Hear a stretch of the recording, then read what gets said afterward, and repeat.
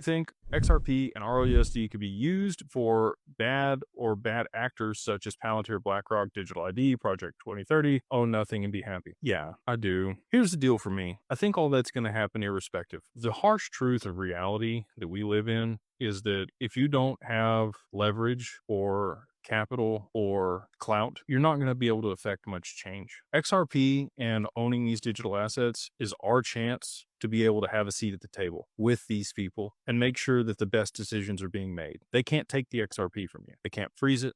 They can't claw it back. If they made it illegal, none of them are going to be able to use it. And that's the other reason we like to set up corporations for people. I think there may be a situation where only companies can own XRP and use XRP. I don't know that that's going to be the case, but they could write whatever laws they want, but they're not going to write laws that circumvent or prevent their ability to use it, right? So if you can align yourself with them and we get the adoption and the appreciation on this stuff, a lot of us are going to have some say-so, and we'll be able to fight back against things that aren't best for people. And so that's really my objective with a lot of this. I just understood like the world works a certain way. And until you're in a position to be able to have say-so, they're not going to listen to you. And so that's my hope for a lot of people here that are holding large amounts of these assets. You're going to get some say-so, and we can help you with that. Digital Wealth Partners is a united front of the XRP family. You get individual segregated accounts. It's separated out. Your assets aren't commingled. It's insured. You get all the benefits of your own cold wallet, but we're a united front, right? Like the aggregate total value of the XRP and all the people that we represent, we'll be able to